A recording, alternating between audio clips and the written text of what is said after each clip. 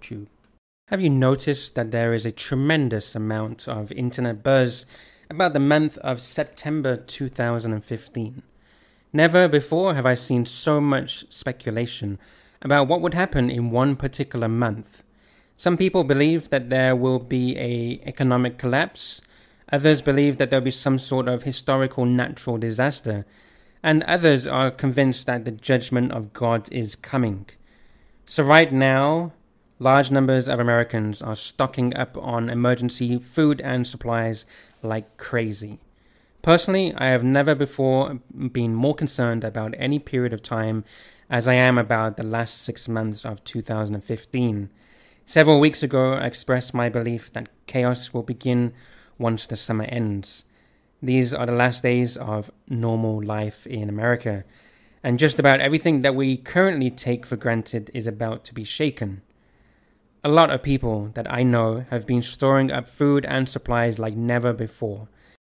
The mainstream media likes to mock preppers, but nobody is going to be mocking them when things really start falling apart in this country. When there is a severe lack of food, ordinary people can start acting like wild animals.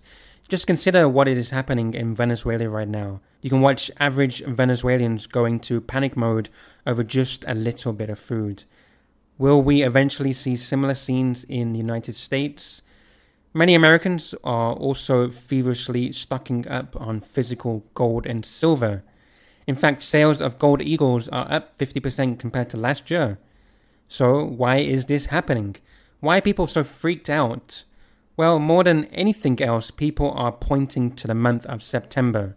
Like many others, I also have a feeling that something big is about to happen. Lisa Haven has put together her own list of key events. Some of these events have already happened, some are about to happen, and some will happen during the month of September itself. Number 1, NORAD reopens Cheyenne Mountain after years of closure due to worries about an EMP attack. Number 2, U.S. Supreme Court legalizes gay marriage in all 50 states. 3, Star of Bethlehem appears on June 30th. 4, Talisman Saber starts. 5, Pope Francis declares his desire to build a world government and a new world order. 6, the Temple Institute announces their plan to raise red heifers, a precursor to the building of the temple. Number 7, New York Stock Exchange crashes. United Airlines halts Wall Street journalist site and Chinese market shutdown. Number 8, Jade Helm begins July 15th. Number 9, Shemitah year. Number 10, Jubilee year. 11, Blood Moon Tetrad concludes September 28th. 12th, UN hosts their Agenda 21 meeting, Sustainable Development for the entire planet, September 25th to 27th. Pope will travel to New York and address Congress and attend the meeting. Number 13, the coming UN proposal to make a Palestine a state. Pretty impressive list. But before I continue, I do want to note one thing. I do not believe that the Jubilee year begins in 2015. In my research, I've come to the conclusion that Jubilee years begin in our calendar years that end in 29 and 79. In other words, the last 2 Jubilee years began in 1929 and 1979, and the next one will begin in 2025. Sometime soon, I hope to write an article about this. But without doubt, there is very impressive confluence of events that all come together in September. September 13th. This is Elul 29 on the biblical calendar, the last day of the Shemitah year. Many are concerned about this date because we have seen giant stock market crashes on the last day of the previous 2 Shemitah cycles. On September 17th, 2001, which was Elul 29 on the biblical calendar, we witnessed the greatest one-day stock market crash in US history up until that time. The Dow plummeted 684 points, and it was a record that held for exactly 7 years until the end of the next Shemitah cycle.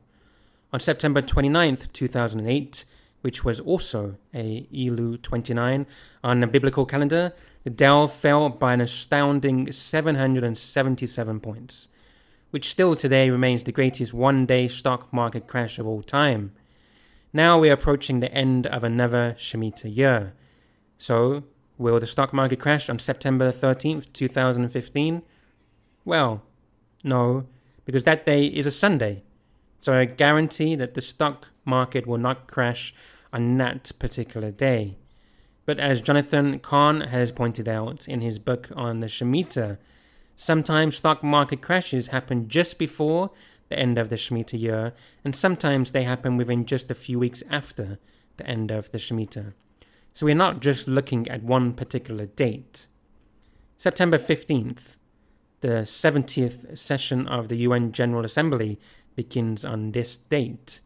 It is being reported that France plans to introduce a resolution which would give formal UN Security Council recognition to a Palestinian state. Up until now, the United States has always been the one blocking such a resolution, but Barack Obama is indicating that things may be much different this time around. September 25th to September 27th. The United Nations is going to launch a brand new sustainable development agenda for the entire planet. Some have called this Agenda 21 on steroids. But this new agenda is not just about the environment. It also includes provisions regarding economics, agriculture, education, and gender equality. On September 25th, the Pope will travel to New York to give a major speech, kicking off the UN conference where this new agenda will be unveiled. September 28th. This is the date for the last of the 4 blood moons that fall on biblical festival dates during 2015 and 2015. This blood moon falls on the very first day of the Feast of Tabernacles and will be a supermoon, and it will actually be visible in the city of Jerusalem. There are many that dismiss the blood moon phenomenon, but we have seen similar patterns before. For example, a similar pattern of eclipses happened just before and just after the destruction of the Jewish temple by the Romans in 70 AD. So what is going to happen this September? Whatever it is, we don't have very long until we find out. Recently, there have been a few people that have come to websites and have suggested that getting wrapped up in these things is wrong, and that instead we should just seize the day and focus on enjoying our lives as much as we can. Of course, the truth is that it doesn't do any good in the long term to stick our head in the sand. If we willingly ignore the ominous clouds on the horizon, we do so at our own peril. I believe that we have reached a tipping point, and that we are entering a perfect storm. I believe that the months ahead are going to be dramatically change life in America, and that we are entering difficult times unlike anything that any of us have ever experienced.